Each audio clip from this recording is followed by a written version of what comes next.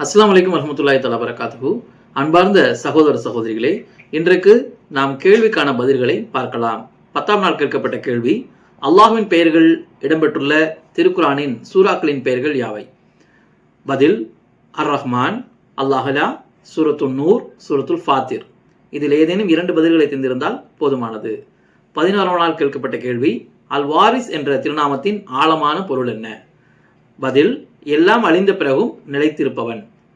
12ஆம் நாள் கேட்கப்பட்ட கேள்வி, அஸ்மாவுல் உஸ்னாவில் மனிதர்களுக்கு பயன்படுத்த முடியாத பிரத்யேகமான பெயர் எது? பதில் அல்லாஹ்.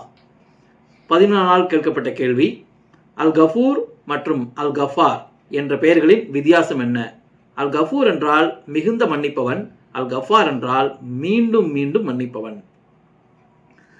14ஆம் நாள் கேட்கப்பட்ட கேள்வி, சஜிதாவுடைய வசனங்கள் உள்ள அத்தியாயங்களில் முதலில் இறங்கிய அத்தியாயம் எது? சூரத்துன் நஜ்ம் 53வது அத்தியாயம். 15ஆம் நாள் கேட்கப்பட்ட கேள்வி, பதிலளிப்பவனாக இருக்கின்றான் என்று பொருள் தரும் அல்லாஹ்வின் திருநாமம் எது? அல் குர்ஆனில் எந்த வசனத்தில் வந்துள்ளது? பதில் அல் முஜீப். சூரத்துல் ஹூத் 11வது அத்தியாயம் 61வது வசனத்தில் வந்துள்ளது.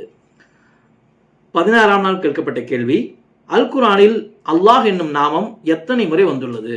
சுமார் 2698 முறை வந்துள்ளது. 17ஆம் நாள் கேட்கப்பட்ட கேள்வி, திருக்குர்ஆனில் அதிகமாக இணைந்து வரும் அல்லாஹ்வின் 2 திருநாமங்கள் யாவை? பதில் அல் அஜீஸ், அல் ஹக்கீம்.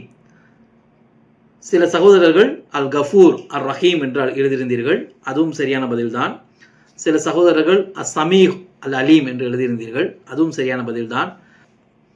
18ஆம் நாள் கேட்கப்பட்ட கேள்வி, நபிகள் நாயகம் ஸல்லல்லாஹு அலைஹி வஸல்லம் அவர்கள் குறைஷிகளின் ஒரு பொது அவையில் காபா ஆலயத்தில் ஓதி காண்பித்த முதல் அத்தியாயம் எது? சூரத்து நஜ்ம் 53வது அத்தியாயம். 19ஆம் நாள் கேட்கப்பட்ட கேள்வி, அஸ் சமீஹ் என்னும் திருநாமம் எந்த 2 திருநாமங்களோடு பெரும்பாலும் வருகின்றன? உதாரணத்திற்கு குர்ஆன் வசனங்களுடன் தரவும். பதில் அல் அலீம், அல் பஷீர். உதாரணத்திற்கு இன்னக அன்த சமீஉல் அலீம் என்று வந்திருந்தது. பிறகு இன்னல்லாஹு சமீஉல் பஷீர் என்று வந்துள்ளது. இது நம்முடைய உரையிலேயே நாம் கொடுத்திருந்தோம்.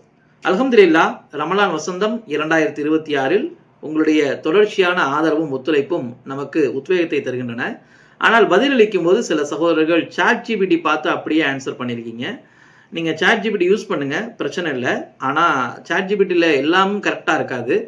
ஸோ நீங்கள் அதை ஒரு ஹெல்ப்புக்காக வச்சுக்கலாம். பட் ஆனால் அதில் சாட் ஜிபிடியே முழுமையாக நம்பியிருக்க வேண்டாம். நீங்கள் திருக்குர்ஆனை எடுத்து அதை நம்ம ஆய்வு செய்து அதை கொஞ்சம் மெனக்கெட்டு நாம் பதிலளிக்கணும்னு சொல்லி விரும்புகிறோம். இன்ஷா அல்லாஹ், அதுதான் இந்த கேள்வி பதிலுக்கு உண்டான நோக்கமும் கூட. இன்ஷா அல்லாஹ், நம்முடைய உரைகளை தெளிவாக நீங்கள் கேளுங்க, அதிலேயே நிறைய பதில்கள் இருக்குது. ஏன்னா அதை சார்ந்துதான் கேள்விகளும் கேட்கப்படுது. இன்ஷா அல்லாஹ், அல்லாஹ் நம்முடைய முயற்சிகளை அங்கீகரிப்பானாக. மேலும் தொடர்ந்து உங்களுடைய ஆதரவுக்கும் உங்களுடைய ஒத்துழைப்புக்கும் மிக்க நன்றிகள். ஜஸாக்கமுல்லாஹ் ஹைர்.